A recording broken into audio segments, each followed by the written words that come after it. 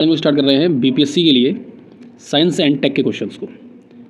ठीक है, science and take में पहला क्वेश्चन हमें देखने को मिल रहा है कि जीएसएलवी F-15 जो मिशन है इसरो का, उनमें इनमें से कौन से सही है।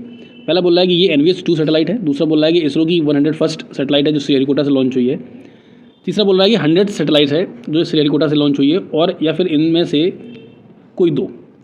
ठीक है, तो सबसे पहले हम लोग समझ लेते हैं कि जीएसएलवी क्या है। देखिए, GSLV geosynchronous satellite launch vehicle होता है। जो सैटेलाइट लॉन्च होती है उसका एक व्हीकल है, उसको ले जाता है ऊपर अंतरिक्ष में। ठीक है, तो इसमें कौन कौन सी सैटेलाइट होती हैं, इनमें देखिए कम्युनिकेशन सैटेलाइट्स होती हैं जो ये जीएसएलवी लॉन्च करता है, नेविगेशन सैटेलाइट होती है जो लॉन्च करता है। अगर हमको सिर्फ नेविगेशन पता होता कि जीएसएलवी में नेविगेशन सैटेलाइट्स भी ज़्यादातर जो है लॉन्च होती हैं। ठीक है, वेदर सैटेलाइट्स होती हैं, वेदर सैटेलाइट होती हैं। इसके साथ साथ जीटीओ सैटेलाइट्स काफ़ी यूज़ होती है। जीटीओ सैटेलाइट का मतलब होता है जियो सिंक्रोनस ट्रांसफर ऑर्बिट। ठीक है, जैसे अभी एक ऑर्बिट ये है आपकी मान लीजिए, और दूसरी ऑर्बिट आपकी मान लीजिए ये है, तो इस ऑर्बिट से इस ऑर्बिट में जो सैटेलाइट्स जाती हैं उनको हम लोग जीटीओ सैटेलाइट्स बोलते हैं, मतलब geosynchronous transfer satellite, transfer orbit. Okay, ठीक है, तो जीटीओ को हमने समझ लिया। उसके बाद अभी क्या है कि हमको अगर सिर्फ इतना पता होता कि जीएसएलवी की जो सैटेलाइट्स हैं वो मैक्सिमम यूज़ होती है नेविगेशन के लिए, तो पहला वाला ऑप्शन तो ये हमारा सही हो जाता है, it carried the NVS-2 satellite. ठीक है, ये वाला ऑप्शन सही हो जाता है। अभी NVS क्या है, ये नेविगेशन सिस्टम है। ठीक है, इसको बोलते हैं नेविगेशन सैटेलाइट। तो ये नेविगेशन सैटेलाइट है, और इसमें जो 2 लगाया गया है वो इसलिए लगाया गया कि ये सेकेंड जनरेशन की है, सेकेंड जनरेशन की नाविक सैटेलाइट है। ठीक है, सेकेंड जनरेशन की ये नाविक सैटेलाइट है। अभी नाविक क्या होता है, आप देख रहे होगे कि नाविक के अंदर 8 सैटेलाइट्स का इंट्रोडक्शन किया गया था। ठीक है, 8 का किया गया था, 7 का किया था, आप कमेंट में बताना हमको। ठीक है, तो अभी नाविक का पर्पस क्या है, नाविक का पर्पस था कि हम लोग को नेविगेशन सिस्टम जो है वो अपना सही करना था, उसके साथ साथ हमें पोजीशनिंग सिस्टम भी सही करना था। अब पोजीशनिंग सिस्टम क्या है कि जैसे अभी मान लीजिए कि ये अपनी अर्थ है, अभी 4 सैटेलाइट इधर से हैं, 4 सैटेलाइट मान लीजिए ऊपर से लगी हुई है, तो अभी सी बात है कि हमें पोजीशनिंग भी पता लग रही है कि कहाँ पे कौन सी चीज़ क्या है। अभी क्योंकि ये सैटेलाइट जो सैटेलाइट बेस्ड कम्युनिकेशन होता है या नाविक सिस्टम होता है, ये कई प्रकार का होता है। तो मिलिट्री टाइप का होता है, उसका एक्सेस रेस्ट्रिक्टेड होता है। ठीक है ना, उसका एक्सेस जो रेस्ट्रिक्टेड होता है। तो अभी अलग अलग जो पेलोड्स होते हैं, इसके बैंड्स अलग अलग होते हैं। जैसे जो नाविक वाला जो बैंड है वो L1 और L5 पे काम करता है। ठीक है, ज़्यादा अंदर आपको जाने की जरूरत नहीं है, इसमें सिर्फ इतना ही समझ लेना है कि ये नेविगेशन सैटेलाइट थी, तो ये तो सही है। और फिर दूसरा इसमें करंट अफेयर से रिलेटेड पूछ दिया कि ये इसरो की 100 सैटेलाइट थी जो श्रीहरिकोटा से लॉन्च हुई थी। ठीक है, इसरो ने इसको लॉन्च किया था। इसरो के बारे में अगर मैं आपको बताऊँ तो इसरो का तो अभी इसरो के बारे में क्या है कि जैसे कि 1962 में इनकोस्पार बना था। सबसे पहले इनकोस्पार क्या था, Indian national committee for the space research. ठीक है, ये एटॉमिक एनर्जी का जो डिपार्टमेंट था उसके अंडर काम करता था। ठीक है, वहाँ से ओरिजिनेशन होता है इसरो का। इसरो कम्प्लीटली बना था 1969 के अंदर। ठीक है, इसमें 15 अगस्त को मेरे ख्याल से, हाँ 15 अगस्त ही था, 15 अगस्त 1969 को इसरो इस्टेब्लिश हुआ था। 1972 के अंदर इसरो की जो स्पेस कमीशन था वो बना था। ठीक है,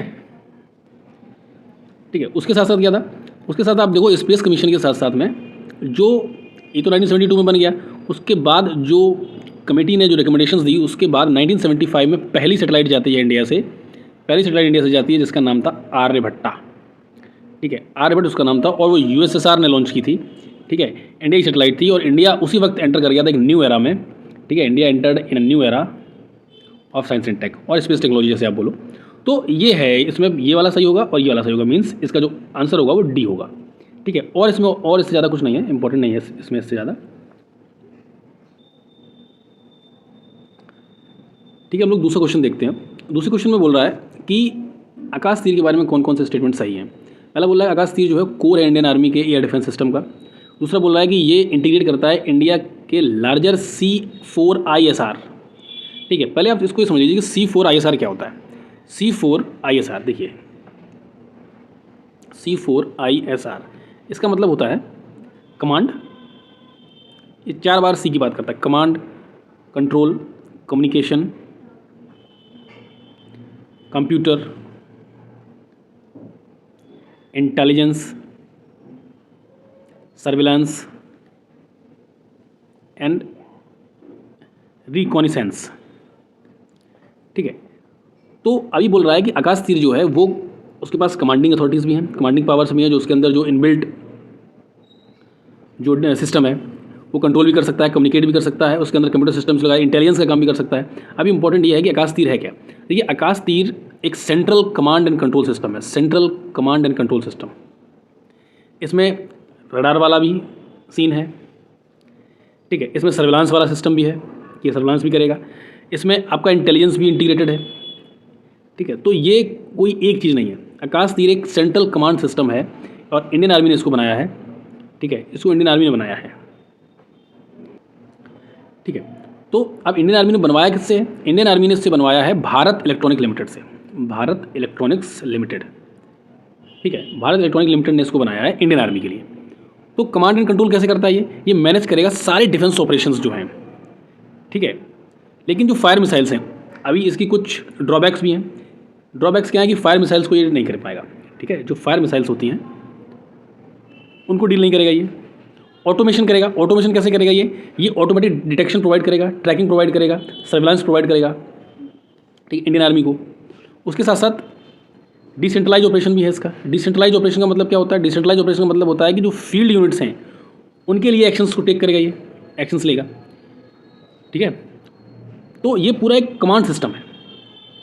तो इसमें ये तो बिल्कुल सही है कि ये कोर है इंडियन आर्मी के एयर डिफेंस सिस्टम का, बिल्कुल सही है। दूसरा क्या है कि ये C4 ISR के लिए इंटीग्रेटेड है, बिल्कुल सही है। ये रिफ्लेक्ट करता है स्ट्रेटेजिक शिफ्ट को from passive defence to proactive retaliation, ठीक है। हमें अपना बचाव करना है, सबसे इंपॉर्टेंट चीज़ है कि हम ऐसे रिटेलिएट करें, इस तरीके से रिटेलिएट करें कि सामने वाला ध्वस्त हो जाए बिल्कुल, ठीक है, और दोबारा वो भारत की तरफ नज़र उठा के भी ना देखे, ठीक है। तो इसमें बड़ा काम है, और इसमें बड़ा काम इसलिए है क्योंकि ये कम्युनिकेट तो कर ही रहा है, उसके साथ साथ में सर्विलांस भी कर रहा है, उसके साथ साथ में ये इंटेलिजेंस भी कर रहा है।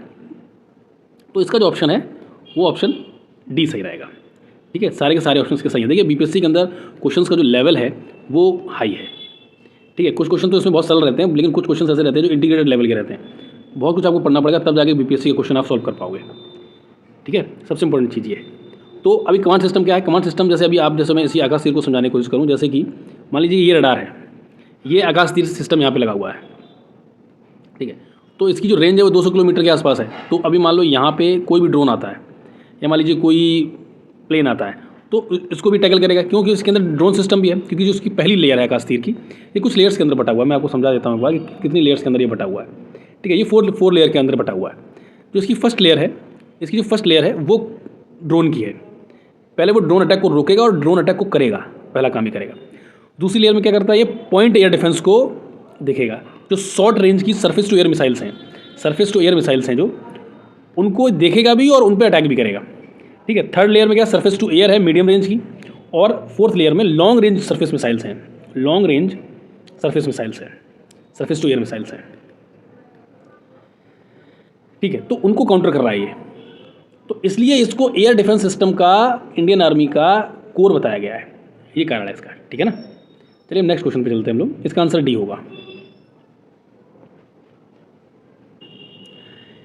देखिए क्वेश्चन नंबर 3 इसमें बोल रहा है कि ऐसा कौन सा इसमें से मिलिट्री का प्लेटफॉर्म है, डिफेंस का प्लेटफॉर्म है, जो अपने इंडिजिनस मिलिट्री को सिस्टम का पार्ट है और मेक इन इंडिया का इनिशिएटिव है। मेक इन इंडिया जो है उसका इनिशिएटिव है, मेक इन इंडिया जो प्रोग्राम था उसका इनिशिएटिव है, ठीक है। देखिए F-35 जो लाइटनिंग सेकेंड, ये एक फाइटर जेट है, ये एक फाइटर जेट है, और फाइटर जेट भी ये 5th जनरेशन का है। इसको बनाया Lockheed Martin. Lockheed Martin USA की कंपनी है, ठीक है। लॉकहीड मार्टिन जो है वो यूएसए की कंपनी है, तो ये तो नहीं होगा, पहला ऑप्शन तो नहीं होगा। सेकंड है मेन बैटल टैंक अर्जुन। देखो अभी अर्जुन नाम आ रहा है तो ये तो हो सकता है क्योंकि मेक इन इंडिया का इनिशिएटिव हो, ठीक है, क्योंकि अर्जुन जहाँ पे नाम आ रहा है तो अर्जुन तो इंडिया के अंदर ऐसे है ही, अर्जुन है, ठीक है। तो अर्जुन को किसने बनाया है? अर्जुन को बनाया है DRDO ने, DRDO ने बनाया, और ये कम्प्लीटली इंडिजिनस है, ठीक है, और ये मेक इन इंडिया इनिशिएटिव के तहत बनाया गया था इसको। अभी तीसरा क्या है, advanced toad artillery gun system, ATAGS इसको भी DRDO ने बनाया है, ठीक है। और जो टाटा ग्रुप है और जो कल्याणी ग्रुप है, एक जस्ट मिनट मैं इसको सही कर देता हूँ, ठीक है। तो ये इंडिया का है, और इसमें क्या है, इसमें टाटा ग्रुप है, टाटा ग्रुप है, उसके साथ साथ इसमें कल्याणी ग्रुप है, ठीक है, कल्याणी ग्रुप है। तो इन लोगों ने बनाया, तो ये भी इंडिजिनस आर्टिलरी गन सिस्टम है। तो इसमें क्या है कि मोर देन 2 इसमें भी सही रहेगा, ठीक है। इसका जो ऑप्शन है वो डी सही रहेगा, ठीक है। क्वेश्चन नंबर 3 हम लोग देखते हैं कि माइकोरहिजल एसोसिएशन। दोस्तों पूछ रहा है कि इसमें एडवांटेज है, प्लांट को क्या एडवांटेज रहेगा। देखिए सबसे पहले हम देखते हैं कि माइकोरजिया जो होता है, इसका जो एसोसिएशन होता है इसको बोलते हैं क्या। देखिए सबसे इंपॉर्टेंट चीज़ है कि जो प्लांट का जो रूट है, ठीक, प्लस जो फंगस है जिसको हम लोग हिंदी में कवक बोलते हैं, इनकी दोस्ती, मतलब ये इनका जो रिलेशनशिप है, जो म्यूचुअल रिलेशनशिप है, उसको हम लोग बोलते हैं माइकोरजियल एसोसिएशन। ठीक है, प्लांट और फंगस का एक साथ रहना, और दोनों एक दूसरे की मदद करते हैं at a time of need. ठीक है, एक तरीके की फ्रेंडशिप मान लो आप।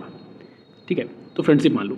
तो इसमें पूछ रहा है कि इस कंडीशन में प्लांट को क्या फ़ायदा रहता है, ये पूछ रहा है इसमें, प्लांट को क्या फ़ायदा रहता है। तो देखिए प्लांट को फ़ायदा ये है कि प्रोटेक्शन तो फ़ायदा नहीं है प्लांट को, ना फूड है, क्योंकि फूड तो वो देता है, लेता नहीं है। ठीक है, तो ए और बी तो नहीं हो रहा। इसमें क्या है कि इंक्रीज़ करेगा मिनरल अब्जॉर्प्शन को और डिसीज प्रोटेक्शन को इंक्रीज़ करेगा। ठीक है, तो मिनरल अब्जॉर्प्शन कैसे इंक्रीज़ होगा। मिनरल अब्जॉर्प्शन ऐसे इंक्रीज़ होगा कि जब प्लांट को ज़रूरत रहेगी तो वो फंगस से मिनरल लेगा। ठीक है ना। अब जो प्लांट है, प्लांट जो है वो अपना ग्लूकोज किसको देता है, प्लांट अपना ग्लूकोज देता है फंगस को, क्योंकि फंगस तो खाना बना नहीं सकता है, तो अपना फूड जो है वो दे देता है फंगस को। ठीक है, तो प्लांट को तो फ़ायदा है नहीं फूड का, क्योंकि फूड तो फंगस को दे रहा है प्लांट, तो इसलिए दूसरा ऑप्शन तो एक बिल्कुल ही गलत हो जाता है। ठीक है ना। और फंगस का जो सीन रहता है, फंगस का ये रहता है कि फंगस मिट्टी में काफ़ी दूर तक फैल जाता है।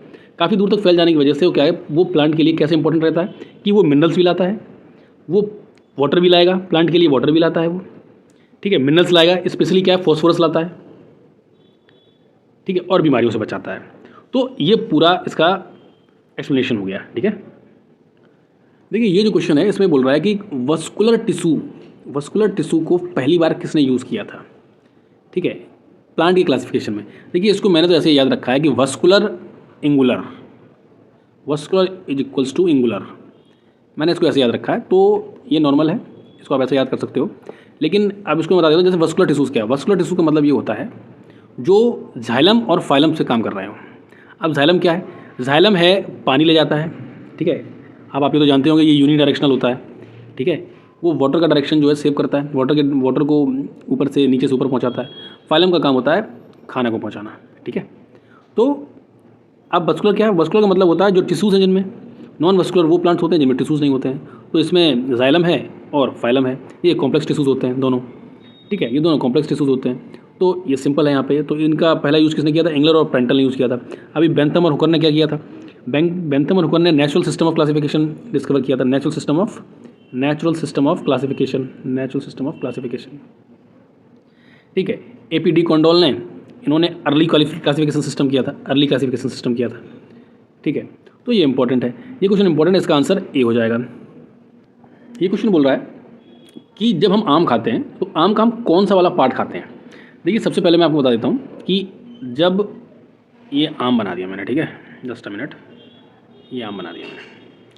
अभी आम के अंदर 3 लेयर होती है। ठीक है, पहली लेयर होती है इसकी एपिकार्प। तो किसी भी आम क्या कोई भी फल रहेगा तो उसके अंदर पहली जो लेयर रहती है, ये छिलका जिसको बोलते हैं, उसको एपिकार्प बोलते हैं। आउटर स्किन की बात करते हैं हम लोग, ठीक है ना, आउटर स्किन की बात कर रहे हैं। उसके बाद रहता है उसमें मेसोकार्प जो एडिबल पार्ट रहता है जिसको हम लोग खाते हैं। ठीक है, उसके अंदर रहेगा फिर एंडोकार्प मतलब गुठली, ठीक है ना, जिसको हम लोग बोलते हैं गुठली, एंडोकार्प। जो इनर जो स्टोनी पार्ट रहता है ना, स्टोनी पार्ट आप देखते होगे वो रहता है। उसके अंदर सबसे अंदर आपको देख रहे होगे, सबसे अंदर आपको मिलता है एम्ब्रियो, ठीक है ना, एम्ब्रियो मिलता है।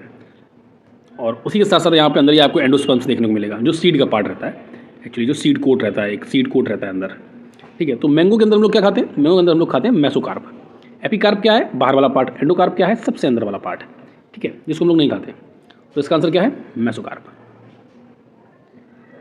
ये क्वेश्चन तो बहुत ज़्यादा इजी है, क्योंकि ये क्वेश्चन कई बार पूछा जा चुका है, यूपीपीसीएस के अंदर भी, बीपीएससी के अंदर भी, यूपीएससी के अंदर भी। ठीक है, तो ये ओजोन डे कब होता है, ओजोन डे होता है 16 सितंबर को, ठीक है ना, वर्ल्ड ओजोन डे होता है। और इसका थीम अभी रिसेंट का क्या है, international day for the preservation of ozone layer. ठीक है, अभी अगर ये भी कभी पूछ सकता है कि कब से स्टार्ट हुआ है, तो 16 सितंबर 1987 से इसको स्टार्ट किया गया था। कब से, मॉन्ट्रियल प्रोटोकॉल से, जो मॉन्ट्रियल प्रोटोकॉल था तब से इसको स्टार्ट किया गया। ठीक है, तो हमारा काम क्या है, ओजोन डे मनाने का, हम लोग अवेयरनेस फैलाते हैं कि ओजोन लेयर को बचाना है और जो हार्मफुल गैसेस हैं उनको कम करना है। ठीक है, जैसे जो सन से जो यूवी रेज निकलती हैं, जो स्किन कैंसर, आई डैमेज, ये सब करती हैं, तो उनसे हमको बचना है। ठीक है, 5 जून को आप जानते हैं वर्ल्ड एनवायरनमेंट डे होता है। वर्ल्ड इन्वायरमेंट डे होता है। 21 अप्रैल को आपका 21 अप्रैल को मेरे ख्याल से, अभी 21 अप्रैल से मुझे कुछ याद नहीं आ रहा है, कोई डे मुझे याद नहीं आ रहा है। अगर कोई डे होगा तो मैं आपको बता दूंगा, ठीक है। 5 दिसंबर को होता है सॉइल डे, ठीक है ना, सॉइल डे होता है। और 21 दिसंबर को कुछ आपको अगर पता हो तो आप कमेंट में लिखिएगा, ठीक है। वैसे मेरे जानते हुए ऐसा कोई डे है नहीं जो 21 अप्रैल को सिविल सर्विसेज डे के अलावा मनाया जाता हो, जो इन्वायरमेंट से रिलेटेड हो या साइंस एंड टेक से रिलेटेड हो, ठीक है ना। सिविल सर्विसेज डे मनाया जाता है 21 अप्रैल को। ये क्वेश्चन बोल रहा है कि बायोलॉजिकल जो मेम्ब्रेन होते हैं वो किसके बने हुए होते हैं, बायोलॉजिकल मेम्ब्रेन जो है वो किसके बने हुए होते हैं। देखिए, lipids and protein in varying combination which are specific to each species, cell types और ऑर्गेनल्स। देखिए, नॉर्मल सी बात है, देखो सेल के अंदर जितने भी ऑर्गेनल्स होते हैं वो या तो लिपिड से बने होते हैं और या तो प्रोटीन से बने होते हैं, मैक्सिमम दोनों से ही बने हुए होते हैं, ठीक है। तो इसका आंसर तो ए है। लेकिन अब मैं समझने के लिए आपको बता देता हूँ कि जो सेल मेम्ब्रेन होता है, सेल मेम्ब्रेन जो होता है, जैसे इसमें बायोलॉजिकल मेम्ब्रेन की बात कर रहा है, जैसे ये सेल है, ठीक है। अब ये सेल मेम्ब्रेन का मतलब है कि आउटर लेयर, इसकी जो है वो आउटर लेयर। अभी एनिमल सेल के अंदर सेल वॉल तो होता नहीं है, प्लांट सेल के अंदर सेल वॉल होता है, क्योंकि वो प्लांट बाहर रहता है, उसको अपने आप को प्रोटेक्ट करना होता है, तो इस वजह से प्लांट सेल के अंदर सेल वॉल रहता है। तो ये आउटर लेयर की बात कर रहा है। तो सेल मेम्ब्रेन कंट्रोल क्या करता है कि क्या अंदर जाना है और क्या बाहर आना है, इसको ये कंट्रोल करता है, ठीक है। तो आप लिपिड्स की बात करोगे तो लिपिड्स जो होते हैं वो 2 लेयर के बने हुए होते हैं। जैसे आप फॉस्फोलिपिड जो लेयर होती है, तो उसका जो स्ट्रक्चर होता है वो फ्लेक्सिबल होता है, ठीक है। अगर आप सिर्फ लिपिड लगाते हो तो सिर्फ लिपिड इसमें काम नहीं कर पाएगा। क्यों? क्योंकि लिपिड्स तो उसका फंक्शनिंग का काम है, ठीक है ना। जो लिपिड्स होते हैं वो लिपिड्स इसमें मेम्ब्रेन काम नहीं करता, उससे सिर्फ लिपिड से जो है मेम्ब्रेन काम नहीं करेगा, ठीक है। उसके लिए हमें प्रोटीन की ज़रूरत भी पड़ती है। तो इसलिए लिपिड और प्रोटीन दोनों ही इंपॉर्टेंट होते हैं बायोलॉजिकल मेम्ब्रेन्स के लिए, ठीक है। अभी जाइलम के बारे में डिस्कस कर चुका हूँ कि जाइलम का काम क्या होता है। जाइलम का काम होता है, मैंने अभी आपको बताया था कि वाटर को ट्रांसपोर्ट करता है, ये वस्कुलर प्लांट के अंदर, ठीक है ना। वाटर को ट्रांसपोर्ट करता है और यूनी डायरेक्शनल होता है इसका ट्रांसपोर्टेशन जो होता है, ठीक है। एक ही तरफ जाएगा, सिर्फ ऊपर की तरफ जाता है ये। तो अमीनो एसिड का तो ट्रांसपोर्ट करेगा नहीं है, ऑक्सीजन और अदर गैसेस का ट्रांसपोर्ट करेगा नहीं, फूड का इसलिए नहीं करेगा कि फूड का तो फाइलम करता है, ठीक है। तो वाटर प्लस डिजॉल्व मिनरल्स, ये इसका आंसर हो गया ए। तो जाइलम वाटर ट्रांसपोर्ट करता है, रूट से लीव की तरफ ऊपर तक जाता है, ठीक है। मिनरल्स में क्या क्या, जैसे नाइट्रोजन है, फॉस्फोरस है, पोटेशियम है, ये सॉइल से एब्जॉर्व करता है ये और ऊपर ले जा करके इसको ट्रांसपोर्ट करेगा वो, ठीक है। और इसका मैं आपको ये बता चुका हूँ कि अपवर्ड डायरेक्शन में हमेशा इसका जो ट्रांसपोर्ट रहेगा वो रूट से स्टेम की तरफ जाएगा, स्टेम से लीव्स की तरफ जाता है, ठीक है। और ये फाइलम का काम क्या होता है कि वो फूड्स को जो है ट्रांसपोर्ट करता है, फूड को ट्रांसपोर्ट करता है। तो अभी जाइलम के पार्ट्स की अगर बात करें तो इसमें ट्रैकियड होता है, वेसल होता है, जाइलम फाइबर होता है और जाइलम पैरेन्काइमा होता है। अभी अगर ट्रैकियड्स की आप बात करो तो ट्रैकियड्स का मतलब होता है पतली जो सेल होती है ना, प्लांट के अंदर जो पतली सेल होती है वो ट्रैकियड बोलते हैं उसको। वाटर ट्रांसपोर्ट यही करता है।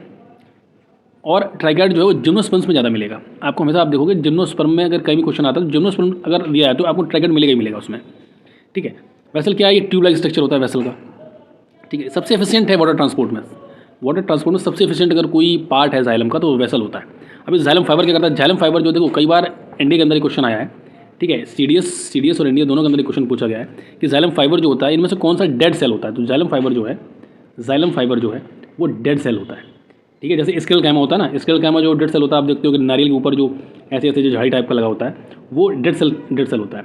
तो ऐसे ही जाइलम फाइबर जो है वो भी डेड सेल होता है। तो ये काम क्या करता है, सपोर्ट का काम करता है, ठीक है। और जाइलम पैरेन्काइमा जो होता है वो फूड स्टोरेज का काम करता है, और वो लिविंग कंपोनेंट होता है जाइलम पैरेन्काइमा, ओके। देखिए ये क्वेश्चन है ना, ये वाला क्वेश्चन जो बोल रहा है नॉन सेंस कोडोन। अभी आपको पता नहीं होगा कि कोडोन क्या होता है, ठीक है। जिसको पता है अच्छी बात है, जिसको नहीं पता उसके लिए मैं बता देता हूँ कि कोडोन, पहले कोडोन उसके बाद फिर नॉन सेंस कोडोन। तो कोडोन जो है वो जो mRNA होता है आपका, ठीक है। जैसे DNA और RNA जो राइबो न्यूक्लिक एसिड होता है, मैसेंजर राइबो न्यूक्लिक एसिड जो होता है उसमें 3 न्यूक्लियोटाइड्स होते हैं, ठीक है। 3 न्यूक्लियोटाइड्स उसके अंदर होते हैं और 3 न्यूक्लियोटाइड का एक ग्रुप होता है उसके अंदर, ठीक है। तो उसके एक ग्रुप को हम लोग कोडोन बोलते हैं। उसका जो एक ग्रुप होता है वो कोडोन होता है और हर कोडोन जो है वो अमीनो एसिड बनाता है, ठीक है। हर कोडोन अमीनो एसिड बनाता है, लेकिन कुछ कोडोन्स जो होते हैं वो अमीनो एसिड नहीं बनाते हैं, ठीक, नहीं बनाते हैं वो। तो ये सिर्फ स्टॉप सिग्नल देते हैं। जैसे अभी मान लो कि एक कोडोन है ए, जस्ट अ मिनट, एक कोडोन है ए, एक कोडोन है ए जो अमीनो एसिड बना रहा है, एक कोडोन है बी जो अमीनो एसिड नहीं बना रहा है, नहीं बना रहा है। तो ये स्टॉप सेंस दे रहा है ना, ये स्टॉप सेंस दे रहा है, इसको नॉन सेंस बोलते हैं। मतलब कि जो अमीनो एसिड नहीं बना रहा है जो कोडोन, मतलब कि जो पेयर ऑफ न्यूक्लियोटाइड है, जो पेयर ऑफ न्यूक्लियोटाइड है जो अमीनो एसिड नहीं बना रहा है, उसको हम लोग बोलेंगे नॉन सेंस। क्या बोलेंगे? नॉन सेंस बोलेंगे। तो ऐसे 3 कोडोन्स होते हैं, ठीक है ना, ऐसे 3 कोडोन्स होते हैं जो अमीनो एसिड नहीं बनाते हैं। एक होता है UAA जो आपका इसमें दिया गया है, एक होता है UAG, एक होता है UGA, ठीक है। ये 3 कोडोन्स होते हैं जो अमीनो एसिड नहीं बनाते हैं, इनको नॉन सेंस कोडोन्स बोलते हैं। जब राइबोसोम, जैसे अभी राइबोसोम्स है, जैसे ये भी कोडोन है, तो राइबोसोम जब इनको स्टडी करता है, राइबोसोम जब कोडोन को देखेगा कि कौन सा अमीनो बना रहा है, कौन सा अमीनो नहीं बना रहा है, तो उसमें क्या रहता है कि जैसे अभी, जैसे इसकी फंक्शन की बात करें हम, ठीक है, इसके फंक्शन की बात करें कि अमीनो एसिड है, तो उसने चेक किया कि ये जो कोडोन है ये अमीनो एसिड नहीं बना रहा है, ठीक है। तो जब अमीनो एसिड नहीं बना रहा है तो वो फिर नॉन सेंस हो गया। अमीनो एसिड अगर बना रहा है तो वो सेंस कोडोन हो गया, ठीक है। तो UAA जो है वो नॉन सेंस कोडोन है, ठीक है। ये है इसका आंसर, मैंने आपको अच्छे से समझा दिया है पूरा, ठीक है। जो कोई भी अमीनो एसिड कोड जब कोडोन नहीं बनाता है, जब अमीनो एसिड जो वो जो 3 न्यूक्लियोटाइड ग्रुप है वो जब अमीनो एसिड नहीं बनाएगा तो उसको हम लोग कोडोन बोलते हैं, और जो उसको नॉन सेंस कोडोन बोलते हैं, ठीक है। ये चीज़ हो गई। देखिए ये वाला जो क्वेश्चन है, ये वाला क्वेश्चन बोल रहा है कि सबसे पहले अगर मान लीजिए ये आपकी बॉडी है, जस्ट अ मिनट, ठीक है, ये आपकी बॉडी है। अभी बोल रहा है कि आपकी बॉडी में मान लीजिए इन्फेक्शन लगा तो सबसे पहले कौन सा इम्यूनोग्लोबिन है वो जो रिस्पॉन्स करेगा उस इन्फेक्शन के लिए, ठीक है। तो हम इन सारे ऑप्शंस को डिस्कस कर लेते हैं। देखो जो IgG है ना, IgG ये वाला एबंडेंट एंटीबॉडी है, ये बॉडी में भारी मात्रा में पाया जाता है। तो आपको सोचो जो चीज़ भारी मात्रा में पाई जाती है, बाहर से कोई वायरल आया या बाहर से कोई इन्फेक्शन लगा तो एकदम से ये काम नहीं करेगा, क्योंकि ये लॉन्ग टर्म इम्यूनिटी के लिए होता है, ये होता है लॉन्ग टर्म इम्यूनिटी के लिए, ठीक है। और ये बाद में बनता है, ये एकदम से नहीं बनेगा। जैसे अभी इन्फेक्शन आपको लगा एकदम से नहीं बनेगा। अभी IgA जो है, IgA ये फाउंड होता है सलाइवा में, आपके सलाइवा में फाउंड होगा, आपके म्यूकस में फाउंड होगा, आप जो रोते हो आपके टीयर्स में फाउंड होगा। तो इसका तो उस इन्फेक्शन से कोई लेने देना नहीं है, उस इन्फेक्शन से। अभी IgM जो है ना, ये सबसे फास्ट रिस्पॉन्डर होता है। क्या होता है? फास्ट रिस्पॉन्डर होता है। सबसे पहले ये रिस्पॉन्ड करेगा। जैसे आपकी बॉडी में कोई वायरल आया या कोई इन्फेक्शन आया तो IgM जो है सबसे पहले एंटीबॉडी बनाएगा उसके लिए, ठीक है। और IgE क्या होता है?